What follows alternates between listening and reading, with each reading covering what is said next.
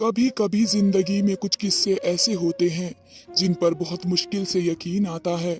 और खासकर जब कोई ऐसा रिश्ता हमारे साथ धोखा करे जो हमारा बहुत अपना हो, तो यकीन करना नामुमकिन हो जाता है। और जब मुझे पता चला कि मेरे पति ने मुझे मेरे देवर के कमरे में क्यों भेजा था और उनका इरादा क्या था, तो मेरे होश उड़ गए। वो जैसा दिखाई दे रहा था वैसा हरगिज नहीं था। मेरी ये कहानी आपको भी हैरान होने पर मजबूर कर देगी कि किस तरह मेरे छोटे देवर ने मेरे ही दामन पर दाग लगाया। मैं सोकर उठी तो ये देखकर हैरान रह गई कि मेरे देवर के मुंह पर मेरा दुपट्टा बंधा हुआ था। मैं परेशान होकर जल्दी से उसके मुंह से दुपट्टा खोलने लगी। इतने में मेरी छोटी ननंद कमरे में चली आई। उसने जब मुझे अपने भाई के मुंह से दुपट्टा खोलते देखा तो फौरन पूछने लगी कि ये सब क्या हो रहा है। उस वक्त तक मैं दुपट्टा खोल चुकी थी और उससे पहले कि मैं कोई जवाब देती, मेरा 13 साल का देवर चीख चीख कर कहने लगा कि भाभी ने मुझे रात भर गंदी गंदी फिल्में दिखाई हैं। और जब मैंने इन्हें रोकना चाहा तो इन्होंने मेरे मुंह पर कपड़ा बांध दिया। मेरे देवर रजनीश की यह बात सुनकर मेरे होश उड़ गए, क्योंकि वह सरासर झूठ कह रहा था। मैं तो रात भर सोती रही थी। ना ही मैंने उसे कोई गंदी मूवी दिखाई और ना ही मैं इतनी गलत हरकत करने के बारे में सोच सकती थी। वह सिर्फ 13 साल का था और हाथों पैरों से अपंग था, जो अपने हाथ पैर हिला ही नहीं सकता था। मैं कैसे उसे गलत और गंदी चीज दिखा सकती थी, जबकि मैंने तो खुद भी आज तक ऐसी कोई चीज नहीं देखी थी। मेरी ननंद जो 15 साल की थी, उसने एक अजीब सी नजर मेरी तरफ डाली और कहने लगी, भाभी आपको शर्म आनी चाहिए। भाई ने आपको रजनीश का ख्याल रखने के लिए उसके कमरे में सोने को कहा है, लेकिन आप तो मेरे मासूम से भाई को ही तबाह करना चाहती हैं। मैं मानती हूँ कि आप भाई से काफी समय से दूर हैं, लेकिन इसका हरगिज ये मतलब नहीं कि आप उनकी कमी को पूरा करने के लिए गंदी फिल्मों का सहारा लें और मेरे कम उम्र भाई को भी खराब करें। अपनी छोटी ननंद के मुंह से ऐसी बात सुनकर मेरे होश उड़ गए।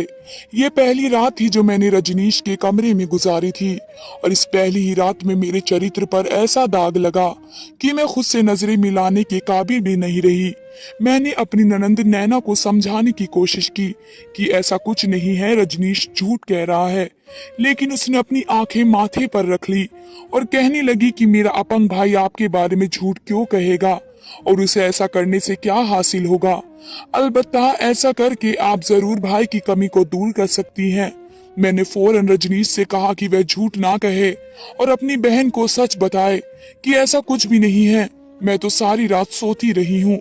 लेकिन रजनीश तो अपनी बात से बिल्कुल भी पीछे ना हटा, बल्कि बार बार वही बात दोहराने लगा कि उसने सारी रात जबरदस्ती मेरे साथ गंदी फिल्में देखी हैं। रजनीश और नैना के सामने अपनी कोई गलती ना होते हुए भी मैं चोर बन गई और मुझे बार बार ये खौफ सता रहा था कि अगर इन दोनों ने मेरे पति राकेश के सामने ऐसी कोई बात कह दी तो क्या होगा। मेरा पति राकेश तो शादी के फौरन बाद ही प्रदेश चला गया और 6 महीने से परदेश में ही था। अगर उसका अपंग भाई या मासूम बहन उसके सामने मेरे चरित्र को लेकर ऐसी कोई बात कह दे तो यकीनन वे मुझसे ज्यादा अपने भाई बहन की बात पर एतबार करेंगे और इसी बात ने मेरी जान निकाल दी। मैं उन दोनों से मिन्नतें की कि वे इस बात को दोबारा अपनी जबान पर ना लाएं। मेरी कोई गलती नहीं है, मैंने कोई गुनाह नहीं किया।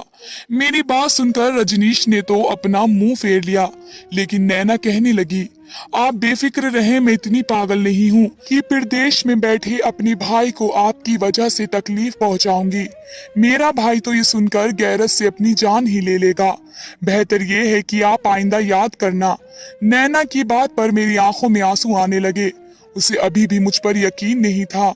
अगर वे खामोश होने पर राजी थी तो सिर्फ इसलिए कि वे अपने भाई को तकलीफ नहीं देना चाहती थी, और जो तकलीफ मैं उस लम्हे बर्दाश्त कर रही थी उसका एहसास करने वाला कोई नहीं था।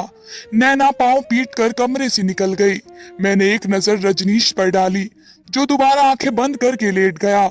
मुझे उस पर बहुत गुस्सा आ रहा था, बल्कि यूं कहूं तो गलत ना होगा कि उस पल मुझे उस मासूम बच्चे से नफरत का एहसास हो रहा था, जिसने पल भर में मुझे मेरी नजरों में ही गिरा दिया। मैं रूम को सही तरह से करके देवर के कमरे से बाहर निकल आई।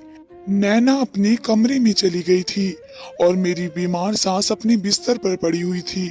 शुक्र था कि नैना ने उसकी सांस से ऐसी कोई बात नहीं की थी। मैं तेजी से घर के काम कर रही थी, लेकिन साथ ही साथ सोच रही थी कि रजनीश ने इतना बड़ा झूठ क्यों कहा। एक 13 साल के बच्चे को इतना बड़ा झूठ कहने की क्या जरूरत थी, और वह बच्चा जो अपने हाथ पैर भी नहीं हिला सकता, उसके मुंह पर दुपट्टा कैसे बंधा हुआ था, जबकि कमरे में मेरे अलावा वहां और कोई नहीं था। एक अजीब पहेली थी जो मैं सुलझा नहीं सकी। सारा दिन यूं ही गुजर गया था। मैं अजीब सी हालत में थी। आधी रात हुई तो मुझे अपने पति के आदेश के मुताबिक दोबारा रजनीश के कमरे में सोने के लिए जाना था, लेकिन मुझे तो महसूस हो रहा था अगर वह दोबारा मुझ पर कोई इल्जाम लगा देता तो मैं क्या करती। फिर मैंने सोचा कि शायद बच्चा है, कोई ख्वाब देखा होगा और उसे लगा होगा ये सब मैंने किया है।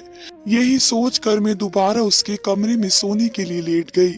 दरअसल उसकी काफी दिनों से तबीयत बहुत ज्यादा खराब रही थी, और मेरी सास ने ये बात जब मेरे पति राकेश को बताई तो वे बहुत ज्यादा परेशान हो गए थे।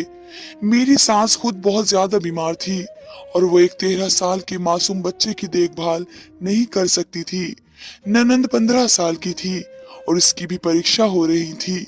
इसलिए मेरे पति ने मुझे ये हुक्म दिया कि मैं हर रात उसके छोटे भाई के साथ सो जाऊं। मुझे ये काम बिल्कुल भी मुश्किल नहीं लगा। हाँ, वैसे भी मुझे अकेले नींद नहीं आती थी। मैंने सोचा कि अच्छा है, मैं रजनीश की देखभाल कर लूंगी और इस तरह मुझे भी अकेले कमरे में नहीं सोना पड़ेगा। लेकिन मुझे क्या मालूम था कि जिसे मैं 13 साल का एक मासूम बच्चा समझ रही थी, वही मेरे चरित्र को दुनिया की नजर में दाग दाग कर देगा। अगली सुबह भी ऐसा ही हुआ। रजनीश के मुंह पर मेरा दुपट्टा बंधा हुआ था और जब मैं सोकर उठी तो वह अजीब अजीब सी आवाजें निकालने की कोशिश कर रहा था। उसकी इन आवाजों की वजह से मेरी बीमार सास कमरे में चली आई और उसके मुंह पर मेरा दुपट्टा देखकर उसकी जान निकल गई। मेरी सास गुस्से में मुझसे पूछने लगी, बहू ये सब क्या है? मेरे बेटे के मुंह पर दुपट्टा क्यों बांधा है? मैं पूरी तरह घबरा गई और मैंने कहा कि मैंने तो ये दुपट्टा नहीं बांधा, मैं तो सो रही थी और अभी रजनीश की आवाज पर उठी हूँ। मेरी सास ने घूर कर मुझे देखा और बोली कि मेरा बेटा हाथ और पैरों से अपंग है और अपने मुंह पर खुद दुपट्टा नहीं बांध सकता। नैना रात भर मेरे साथ मेरे कमरे में थी, तो इस घर में तुम्हारे अलावा और कौन बाकी बचा है? तुम्हारे पति ने तुम पर मेरे मासूम बच्चे की जिम्मेदारी क्या डाल दी? तुम तो अपना असली चेहरा दिखाने पर आ गई हो। अगर तुमसे मेरे बच्चे की देखभाल नहीं होती तो साफ मना कर दो, लेकिन ऐसी घटिया हरकतें ना करो। यह कहकर जैसे ही मेरी सास ने मेरे देवर के मुंह से दुपट्टा खोला तो रजनीश चीख कर कहने लगा, मम्मी, भाभी रात भर मुझे गंदी गंदी फिल्में दिखाती हैं। वे चाहती हैं कि मैं उनके साथ गलत काम करूं। अपनी सास के आगे रजनीश के मुंह से ऐसी बात सुनकर मेरे कदमों तले जमीन निकल गई और मैंने रजनीश के आगे हाथ जोड़ दिए और उससे कहा कि कुछ तो भगवान का खौफ करो। मैं तुम्हारी भाभी हूँ, तुम्हारे भाई की इज्जत हूँ। मैं क्यों तुम्हारे साथ कुछ गलत करना चाहूंगी? और मैंने तो कभी खुद भी ऐसी कोई गंदी चीज नहीं देखी, तो तुम्हें कैसे दिखा सकती हूँ? तुम तो मेरे लिए छोटे भाइयों की तरह हो। मेरी सास तो अपने बेटे की हर बात पर यकीन कर बैठी थी। उन्होंने मुझे बहुत ही बुरा भला कहा और कहने लगी कि 6 महीने अपनी पति की जुदाई बर्दाश्त नहीं हुई तो अपने छोटे से देवर पर ही गंदी नजर डालने लगी हो। तुम बहुत ही नीच और चरित्रहीन हो।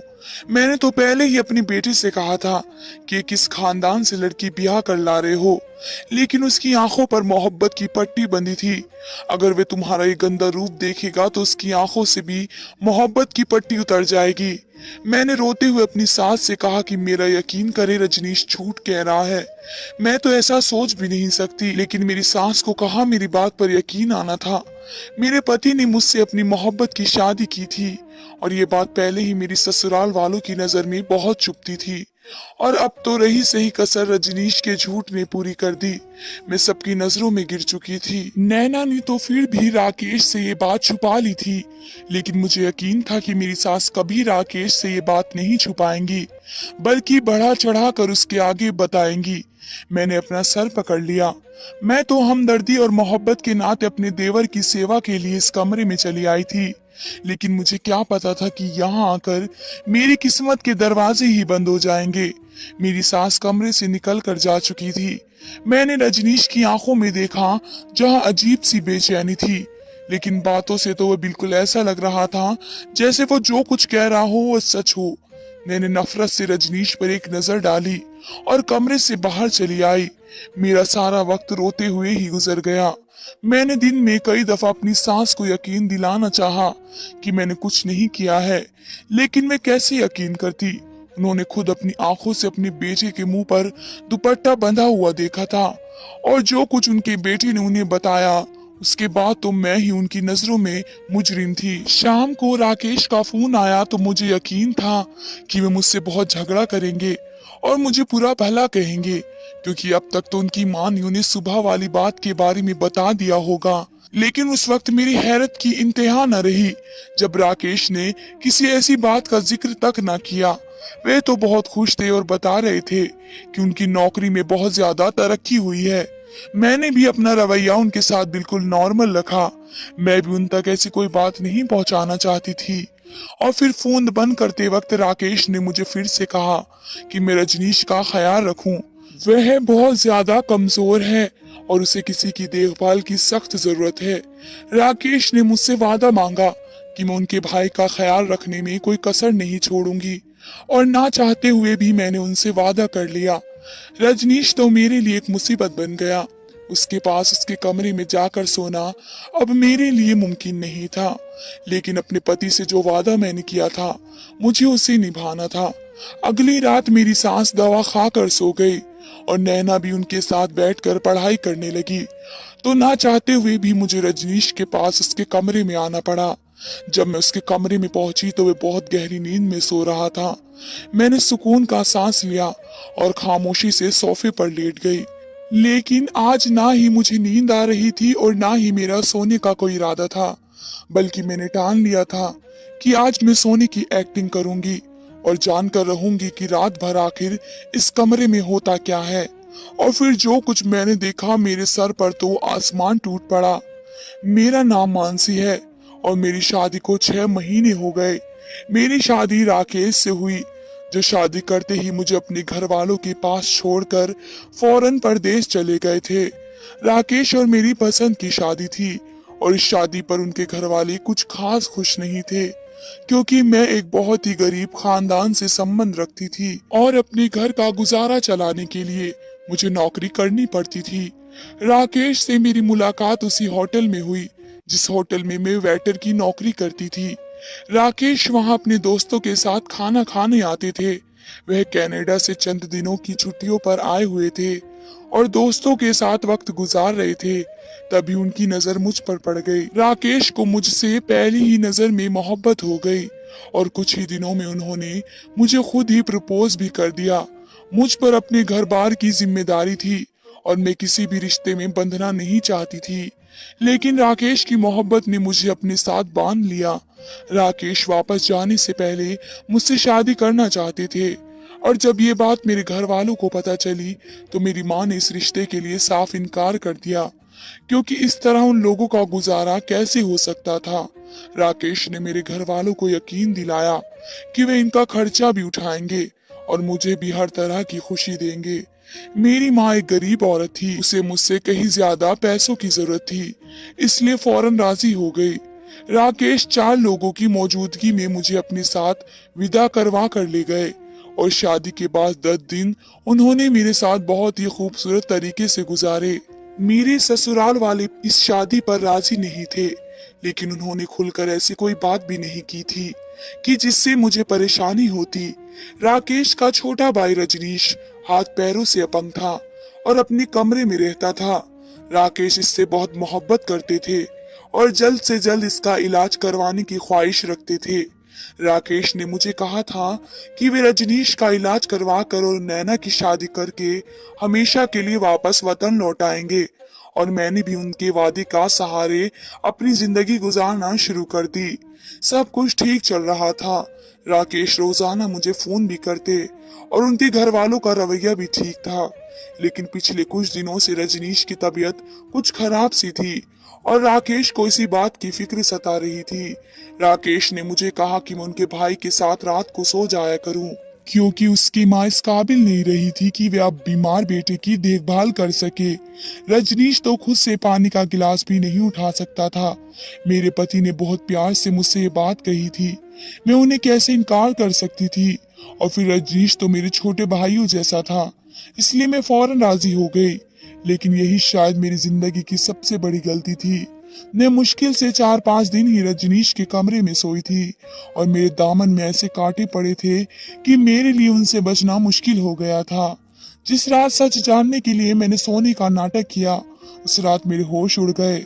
जिसे मैं 13 साल का बच्चा समझ रही थी, वे हरगिज 13 साल का बच्चा नहीं था। रजनीश को प्रदेश में रहते हुए कई साल हो चुके थे और इसी वजह से शायद वे अपने भाई की सही उम्र से अनजान थे। रजनीश दरअसल एक 16 साल का लड़का था जो ना की बीमार था और ना ही उसके हाथ पैरों में कोई मसला था। इस रात जैसे ही मैंने आंखें बंद करके सोने के लिए लेटी तो रजनीश अपने बिस्तर से उठकर मेरे पास आया और मेरे ऊपर से दुपट्टा खींच लिया। मेरे चेहरे पर बिखरे बालों को अपने हाथों से पीछे करते हुए मुझ पर झुका और मेरे वजूद को आर पार होती नजरों से देखने लगा। रजनीश को अपने इतने करीब पाकर तो मेरे होश गुम होने लगे और जिस बात ने मुझे बहुत ज्यादा हैरान किया वह रजनीश का अपने पैरों पर खड़े होना और अपने हाथों से मेरे वजूद से दुपट्टा अलग करना। उसके बाद रजनीश आहिस्ता से कमरे से बाहर निकल गया और जब वापस लौटा तो वह मेरे पति के कपड़े पहने हुए खुद को आईने में देख रहा था और गुनगुना भी रहा था। और फिर मेरे करीब आकर आहिस्ता से कहने लगा, तुम्हारी वजह से मेरी जिंदगी मुश्किल हो गई है, इसलिए अब जब तक मैं तुम्हें इस घर से बाहर ना निकलवा देता सुकून से नहीं रहूंगा। पहले मेरा भाई मेरे इलाज के नाम पर और मेरे खर्चे के नाम पर ढेर सारे पैसे भेजता, जिससे मैं खूब अय्याशियां करता था, अपने दोस्तों के साथ पार्टी करता था। लेकिन जब से उसने तुमसे शादी की है, वे हर महीने मेरे खर्चे के पैसे भी तुम्हें भेज दिया करता है और तुम एक एक रुपया देखभाल कर खर्च करती हो। और अब तो तुम हर रात मेरे सर पर मुसल्लत हो गई हो। मैं अपने दोस्तों के साथ बाहर भी नहीं जा पाता। मैंने अपंगता का ड्रामा सिर्फ इसलिए किया था कि हर चीज से जान छुड़ा सकूं और सुकून और अय्याशी की जिंदगी जी सकूं। लेकिन जब से तुम भाई की जिंदगी में शामिल हुई हो, मेरी जिंदगी मुसीबत बन गई है। एक दफा मैं तुम्हें भाई की जिंदगी से बाहर निकाल दूं, फिर मेरी जिंदगी पहले की तरह बाहर बन जाएगी। जब हर रात मैं तुम पर इल्जाम लगाऊंगा तो एक न एक दिन मेरी ये बात अपने बड़े बेटे को सुना ही देंगी और मेरा बेवकूफ भाई जो मेरी हर बात पर आंखें बंद करके यकीन करता है, वे तुम्हें खुद इस घर से बाहर निकाल देगा। फिर सारा खर्चा वापस नैना के साथ आ जाएगा और मैं नैना से पैसे लेकर अपनी अय्याशियां पूरी करूंगा और नैना भी सुकून से अपनी जिंदगी गुजारेगी। जब से तुम आई हो उसे भी पढ़ाई का ढोंग रचाना पड़ता है। ना ही नैना को पढ़ाई में कोई दिलचस्पी है और ना ही मैं अपंग हूँ। हम तो अपने बड़े भाई के पैसों से ऐश करते हैं और उसे पता भी नहीं चलता। रजनीश के सच ने मेरे रोंगटे खड़े कर दिए। थोड़ी देर में नैना भी कमरे में चली आई। रजनीश और नैना ने मिलकर सारी रात मेरे मोबाइल फोन पर फिल्में देखी और सुबह के वक्त जब नैना वापस चली गई तो रजनीश ने मेरे दुपट्टे से खुद अपना मुंह बंद कर लिया और लेटकर आवाजें निकालने लगा जैसे किसी ने उस पर जुल्म किया हो। वे हर रात मुझे नींद की दवा देकर सुलाते थे, इसलिए मैं उनका सच नहीं जान सकी। लेकिन गुजरी रात उसने जिस दूध में नींद की दवा मिलाई थी, मैंने वे दूध नहीं पिया। मैं सोच भी नहीं सकती थी कि मेरा पति अपने जिस भाई पर जान छिड़कता है, उसका वही भाई उसे इतना बड़ा धोखा दे रहा है और अपनी अय्याशी के लिए वे अपंगता का बहाना बनाकर घर तक बर्बाद करने पर तुल गया है। अगली सुबह फिर मेरे चरित्र पर इल्जाम लग चुका था, लेकिन इस बार मैं खामोश रहने वाली नहीं थी। मैंने ना सिर्फ अपनी सास को सब कुछ सच सच बता दिया, बल्कि उनके सामने ही राकेश को खुद फोन मिलाकर सारी हकीकत से आगाह कर दिया। राकेश मेरी बात पर यकीन करते या ना करते, उसे मैंने अपनी किस्मत पर छोड़ दिया।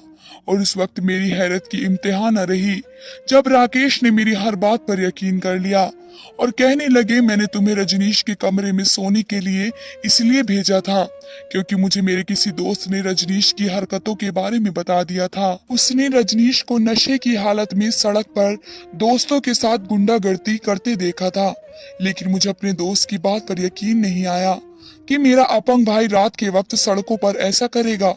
फिर जब यही बात मुझे किसी और से पता चली तो मैंने सब कुछ जानने का फैसला किया और तुम्हारे अलावा कोई नहीं था जिस पर मैं भरोसा करता। इसलिए मैंने तुम्हें रजनीश के कमरे में भिजवा दिया। सच कहूं तो मुझे अपने दोस्त की बात झूठ लगी थी, क्योंकि मैं रजनीश से बहुत मोहब्बत करता था और मुझे उस पर पूरा भरोसा था। जब रजनीश हाथ पैरों से अपंग हुआ उस वक्त मैं प्रदेश में था और मुझे माँ ने बताया था कि रजनीश एक एक्सीडेंट में हमेशा के लिए हाथ पैरों से अपंग हो गया है। वो अब अपने हाथ पैरों को हिला भी नहीं सकता। तो उस दिन मैं खून के आंसू रोया। इसलिए जब मुझ तक ये खबर पहुंची कि मेरा भाई बिल्कुल ठीक है तो मेरे लिए यकीन करना नामुमकिन हो गया। लेकिन अब मुझे इस बात पर यकीन आ गया कि उसने मेरे साथ बहुत बड़ा धोखा किया है। सिर्फ अपनी अय्याशिया और पढ़ाई से बचने के लिए रजनीश ने खुद को अपाहिज बना डाला। मैं हमेशा के लिए वतन वापस आ रहा हूँ, क्योंकि जिस बहन भाई के भविष्य के लिए मैं प्रदेश काट रहा था वे इस काबिल नहीं है। रजनीश और नैना भी यह जानकर दंग रह गए कि उनका भाई पहले ही उनकी हकीकत को जान चुका था। एक हफ्ते बाद राकेश हमेशा के लिए लौट आए और उन्होंने रजनीश को आते ही किसी नौकरी पर लगा दिया और नैना की पढ़ाई पर सख्ती कर दी। कभी कभी राकेश मेरे पास बैठते तो कहते कि मुझे लगा कि मैं अच्छी तरह कमा कर अपनी बहन भाइयों को अच्छी जिंदगी दे सकता हूँ, लेकिन मैं भूल गया कि परवरिश के लिए पैसे नहीं बल्कि बड़ों का साथ होना जरूरी होता है। मेरे बहन भाइयों को मेरे पैसों की नहीं मेरे साथ की जरूरत है, क्योंकि वे उम्र के जिस हिस्से में है वहाँ अच्छी परवरिश बहुत जरूरी होती है। मेरी बीमार माँ उन पर तवज्जो ना दे सकी और इसी वजह से वे दोनों गलत रास्ते के राही बन गए। मैं राकेश को तसल्ली देती कि आहिस्ता आहिस्ता वक्त के साथ साथ सब कुछ ठीक हो जाएगा। इस बात को पूरे 2 साल हो चुके हैं। मैं और राकेश बहुत अच्छी जिंदगी गुजार रहे हैं। रजनीश और नैना को भी उन्होंने अपनी सख्ती और मोहब्बत से सुधार लिया है। दोस्तों, उम्मीद करती हूँ वीडियो अच्छी लगी होगी। धन्यवाद दोस्तों।